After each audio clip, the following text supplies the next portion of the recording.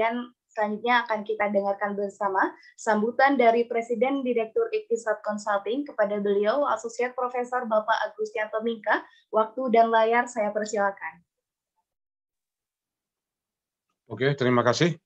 Assalamualaikum warahmatullahi wabarakatuh. Waalaikumsalam warahmatullahi wabarakatuh. Selamat sore bagi kita semua dan salam sejahtera bagi para peserta diskusi tentang merger Bank Syariah.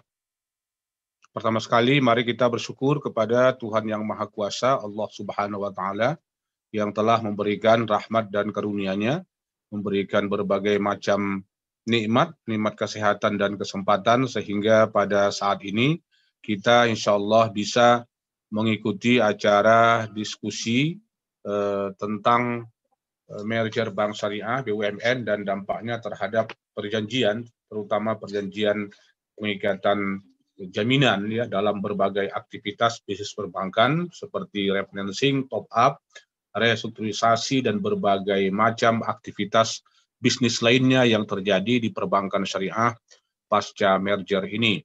Selanjutnya, salawat dan salam mari sama kita sampaikan kepada junjungan kita Nabi besar Muhammad SAW yang telah membawa risalah syariah untuk kebahagiaan kita dunia sampai akhirat. Yang saya hormati Ibu Agnes Nova Randomis selaku pemandu dan menjadi moderator pada hari ini. Kemudian Bapak Ibu dari berbagai macam instansi, ya ada dari notaris dan PPAT. Umumnya memang yang ikut adalah dari profesi tersebut, walaupun ada ini dari LPS ya, Lembaga Penjamin Simpanan. Yang lainnya ini adalah notaris dari Tasik, Depok, Cibinong, Solo, Denpasar, Siak Kuala, Aceh, Padang, Tasik, Pandian ini mana ini ya, kemudian Surabaya, ada Cendikia Institute, ya ini dari Jakarta atau dari mana, kemudian ada Depok, Malang, Tasik lagi, Aceh, Batang ya, Batang. Daerah mana itu, Jombang, kemudian Depok lagi, Kendari, dan lain-lain. Nah, Bapak Ibu sekalian, sebagaimana kita maklumi, Indonesia adalah negara muslim terbesar di dunia, dan kami sejak 30 tahun yang lalu memang melihat potensi ini cukup besar, maka kami menggerakkan awalnya dua hal. Pertama, perbankan syariah, yang kedua adalah pendidikan ekonomi syariah. Makanya dengan kolaborasi dengan Malaysia tahun 90-an selama 5 hari workshop internasional, kita mendirikan dua hal itu, yaitu pendirian Bank Muamalat Indonesia tahun 1992, kemudian mendirikan program studi perbankan syariah untuk mencari dan melahirkan SDM perbankan syariah tahun 90-an. Itu yang saya lakukan bersama teman-teman dan mendirikan organisasi besar yaitu Ikatan Ahli Ekonomi Islam. Ya, waktu itu saya sebagai sekjen pertama, kemudian sekarang secara berturut-turut sudah diketuai oleh Menteri Keuangan Profesor Bambang dan 2 periode, kemudian dilanjutkan oleh Ibu Sri Mulyani. Nah, terus bergulir alhamdulillah sampai pada saat ini aset keuangan syariah di luar pasar modal syariah terakhir Maret tahun 2021 laporan terkini dari OJK sudah berjumlah 1.863 triliun.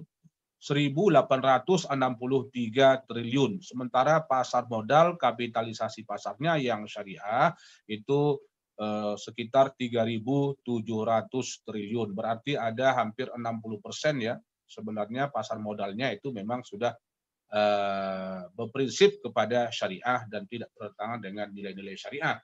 Atas dasar itu pula ada keinginan dari para pegiat ekonomi syariah ini untuk menjadikan Indonesia sebagai pusat keuangan syariah dunia.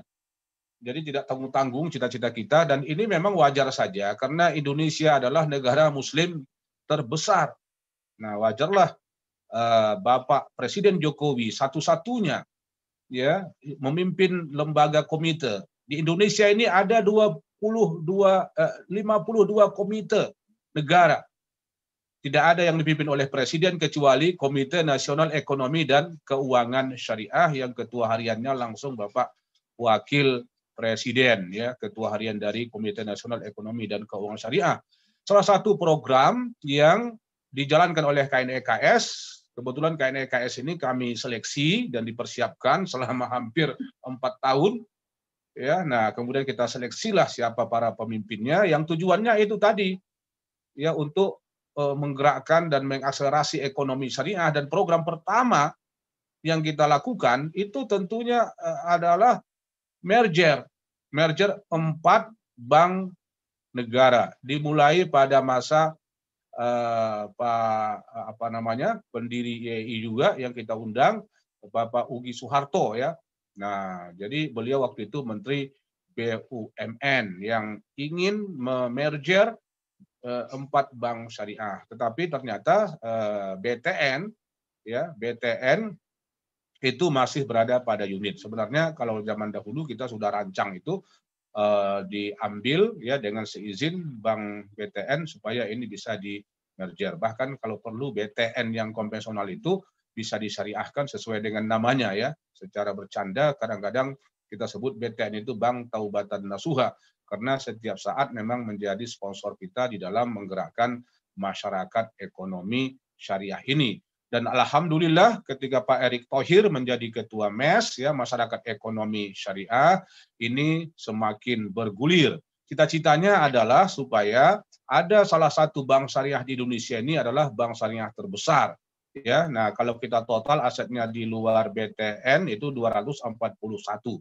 Nah, jadi dari 608 triliun aset bank syariah, yaitu 200, ya, hampir lebih dari 30%-nya itu adalah bank syariah baru tadi, Bank Syariah Indonesia. Nah, jadi meskipun tidak disertakan dengan BTN, tetapi insya Allah kita sudah menjadi bank 10 terbesar di Indonesia dan juga salah satu menjadi 7 besar bank Islam, ya, di dunia Islam yang terdiri dari negara-negara OKI. Nah, namun di sisi lain ini menimbulkan dampak tertentu, terutama tentang perjanjian pembiayaan. Nah, ini kami hadapi dan saya sering berhadapan dengan lembaga-lembaga perbankan syariah yang mengikuti training, dan ini tentu banyak menimbulkan pertanyaan-pertanyaan dari mereka kepada kami sebagai konsultan bank. Nah, terutama ketika terjadi pas pandemi, di sini terjadilah restrukturisasi pembiayaan. Nah, ketika terjadi restrukturisasi, yang semula adalah bank tertentu, salah satunya Bank BNI atau Bank Syariah Mandiri atau BRI, kemudian sudah berubah menjadi BSI. Nah, ini tentu menimbulkan dampak-dampak tertentu tentang redaksi-redaksi yang digunakan. Nah, tidak saja itu, ternyata banyak juga nasabah-nasabah kita, termasuk juga kita-kita, ya, melakukan top up. Nah, ketika top up itu tentu akad murabahah itu berubah, ya, di adendum, ya, berdasarkan prinsip musyarakah mutanaqishah. Dan ini, nah, tentu berakibat kepada perjanjiannya. Nah, kalau di konvensional, ya, kalau adendum saja. Kalau ini tidak di adendum berdasarkan prinsip musyarakah mutanaqishah. Dan ini mewajibkan seluruh bank, ya, untuk mengambil dokumen musyarakah mutanaqishah. Yang menjadi masalah adalah bagaimana kita mendesain tentang dan kedudukan jaminannya, baik jaminan APHT atau fidusia. Nah, jadi ini sekarang Bapak Ibu sekalian masih berlangsung, ya, sampai paling tidak bulan Oktober nanti, ya. IT-nya juga masih dalam proses transisi, ya, mudah-mudahan berjalan dengan lancar. Memang merger ini di mana-mana sejarahnya memang membutuhkan proses yang seperti itu. Nah, tentu ini melibatkan para praktisi-praktisi hukum dan konsultan hukum, law firm dan notaris dan ahli-ahli syariah.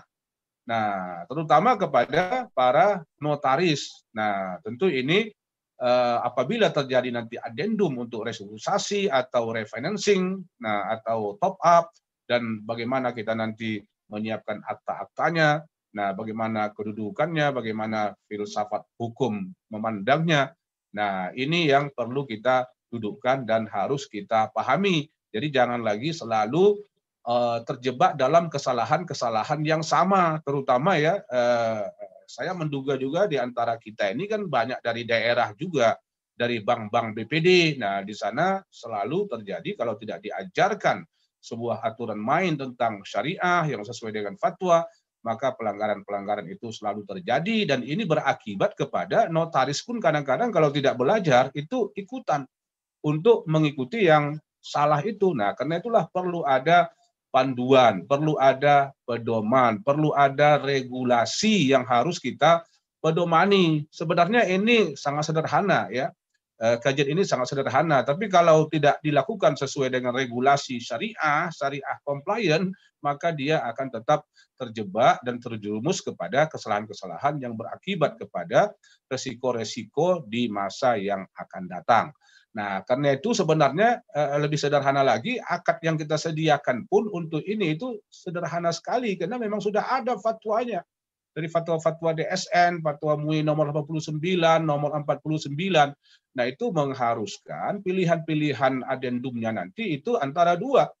Kalau tidak musyarakah mutanaqisah, nah itulah yang saya sediakan di sini.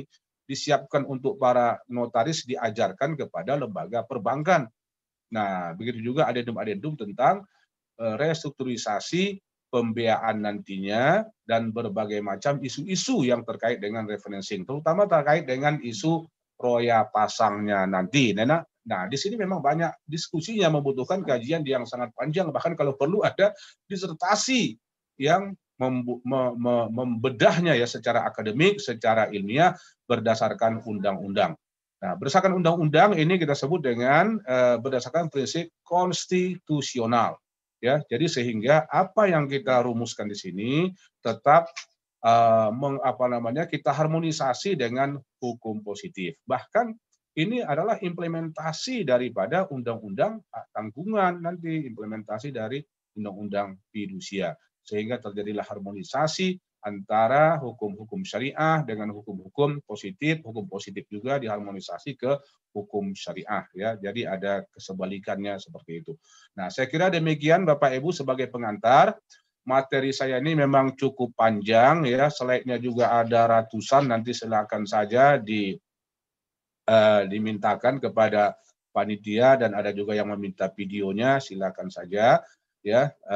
Walaupun kajiannya ini sebenarnya sudah terjadi ya prakteknya di lapangan ketika kami bersama ini pemain-pemain atau praktisi-praktisi dari perbankan syariah.